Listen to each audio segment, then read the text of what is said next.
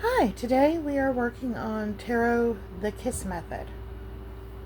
Now, tarot cards, or tarot in general, began in about the 15th century as a game called Tarot. I'm probably butchering it.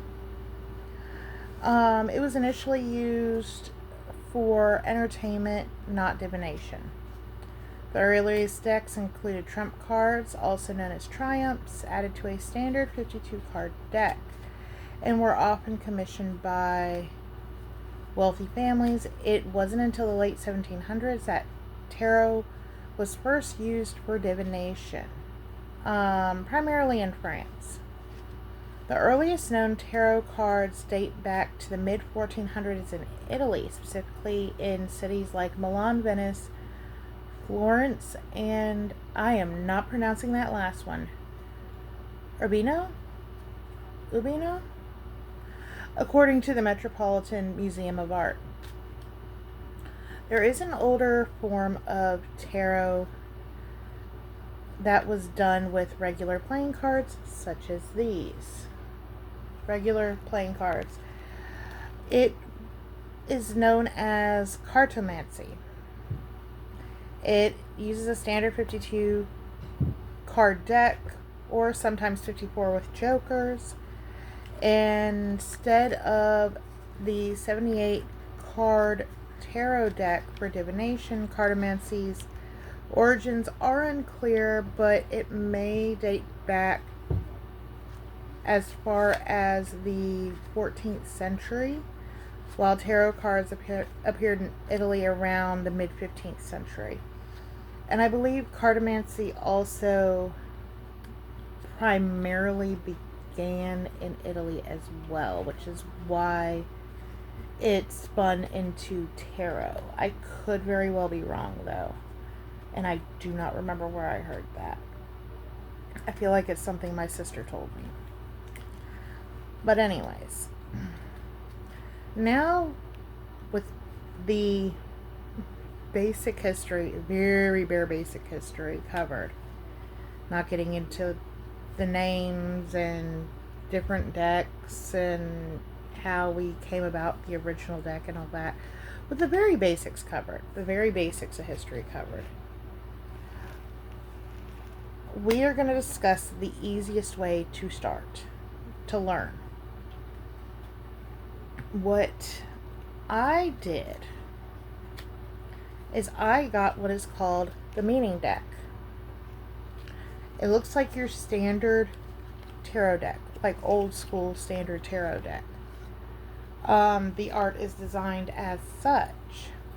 The difference with this deck is, and this is the back, the difference with this deck is regardless of face up or face down, it has your notes. So you look down here for your definition if it's face up, if it's face down. Your definition is right here. And then there is also the name of the card, the element, the planet, and also what it is based around. So you're not getting a super long drawn out definition. It's like tarot cards with cliff notes on them, if that makes sense. But the best way to start is to shuffle. Yes, I know, I'm being obvious. But when I mean shuffle, I don't mean just your standard shuffle. When you get your deck, every card will be face up. You need to 52 card pick up that shuffle, basically. Flip them, twist them, turn them around, get everything mixed up. And I tend to do this after every few readings and pulls and things like that, just to Make sure everything's thoroughly mixed. I'm not pulling the same thing twice, that sort of thing. But after you do that, just do your basic shuffle. And this is about the same size as, a little bigger than your standard deck of cards. But this deck in particular is very easy to manage and hold still. But you do your basic shuffle, and if something sticks and doesn't want to go in, like for instance, now, when you get your card, you turn it this way. Want me?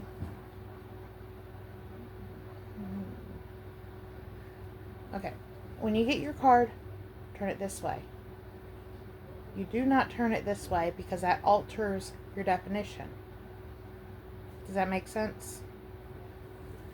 And for instance, my card is justice upside down. Bias, false accusations, injustice, intolerant, irresponsibility, and dishonesty.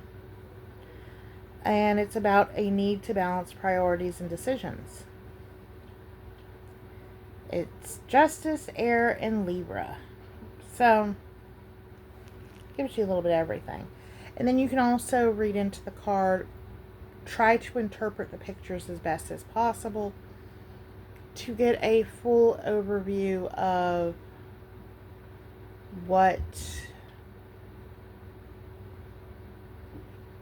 basically what it's reading for you. Make sure when you are doing this, ask a question or keep a situation in mind that you are curious about.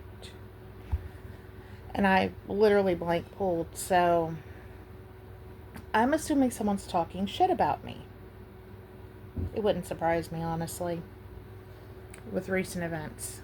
But, back in the deck, put away. Now, I'm going to cover the next bit because not everyone's going to have a meaning deck, or someone is going to be stubborn and go, well, this isn't pretty enough. I want a pretty deck. Got you covered.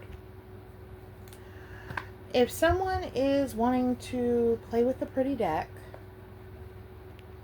because it's fancy, you're going to have more trouble, especially just starting out.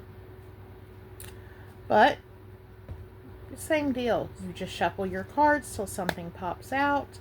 I'm not even going to bother shuffling at this point. Let me pull this back card off. And then you just pull randomly. Like, for instance, Six of Swords. And it's face up. And then 9 times out of 10, any deck of cards you get anymore is going to have a booklet with it.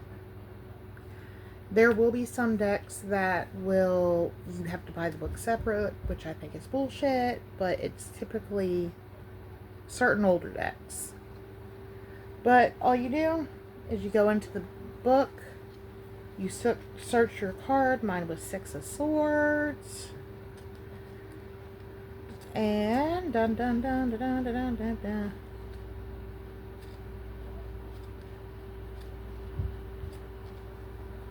Swords would be the last freaking category. Basically, with it being face up, you would just read the definition, which is, I leave my past and my heavy burden behind me. A new journey begins. I know I will have to start afresh.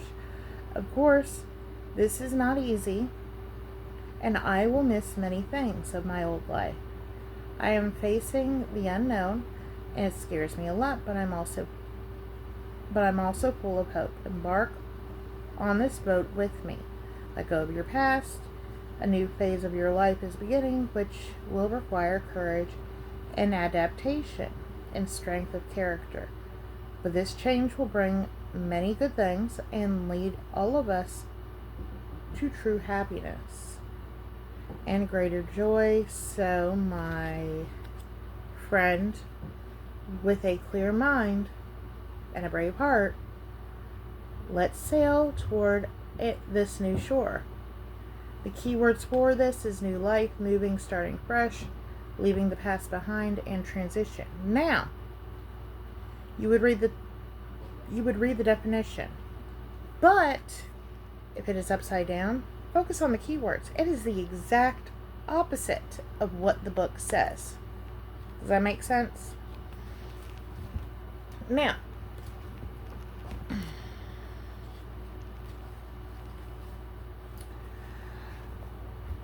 one thing, and there are many different pulls you can do. You can do the one card pull, which I've shown you, where you just shuffle till something pops out. You can also do a 3-card pull, which is literally 3 cards side by side by side. The first, now, depending on what you're asking or what you're asking about, depends on what your pulls mean for each card. Each card resembles something different. The first card could mean the past or the situation. The second card can represent the present and the why, or the why. And the third card can represent the future or the solution. And if you end up needing additional context, you can pull extra cards for extra context. I wouldn't go crazy and pull like 10, 20 cards, but 1 or 2 extra cards is fine for additional context. Now, tarot and oracle cards are completely different. You cannot run an oracle deck like a tarot deck. A oracle deck is basically meant for general insight. And general insight, general advice, that sort of thing. And all you do, it is much simpler. There is no right side up or upside down. All of them need to be right side up when you're reading. There are no different meanings per way you flip. And you just shuffle until something pops out. If you are pulling for someone else, you would, per se, you can spread the deck out and have them pick one, or have them split it cut the deck a couple times and then pull whatever's on top, or whatever feels comfortable. But you would just shuffle and shuffle and shuffle until something pops out. And then whatever pops out, whatever sticks, does not want to go back in, falls on the floor, that is your card. Oracle deck is not necessarily great to have more than one card, but I'm going to go ahead and do this because this one just didn't want to come all the way out. But you can. It would be insight on insight, or insight with clarification, I would assume. So I pulled Blood Moon. And with everything, you can also read into the picture as well. But with this oracle deck, it is very good at explaining the picture as well, which I do love about it, other than the fact that he's pretty. So Blood Moon, opportunity. A vampire stands beneath a red blood moon, the color it takes on when fully eclipsed.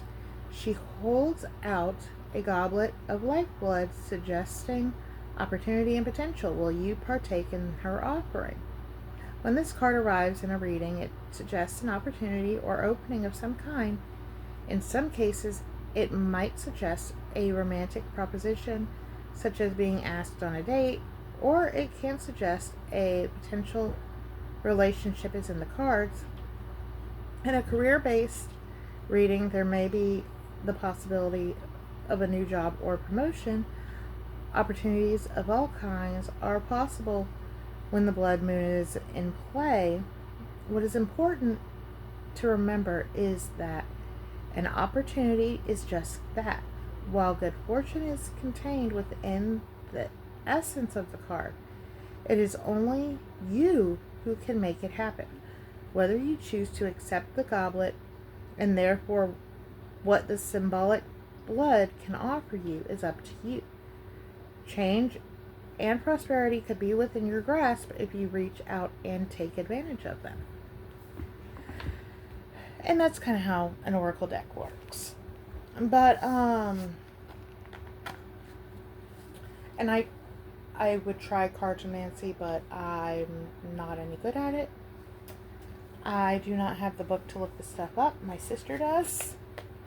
She would be the one to actually teach someone cartomancy, not me. Because she's done that long before she did tarot. That was passed down to her through generations. But that is the basics of tarot. One day we'll get into runes and all that, but I believe the next class is going to be the elements and what they mean, including earth, air, wind, fire, and spirit, and all the corresponding things with those, which that's going to be a long class. But anyways, on that note, everyone have a great day. Don't forget to like and subscribe, and I will see you next week. Bye.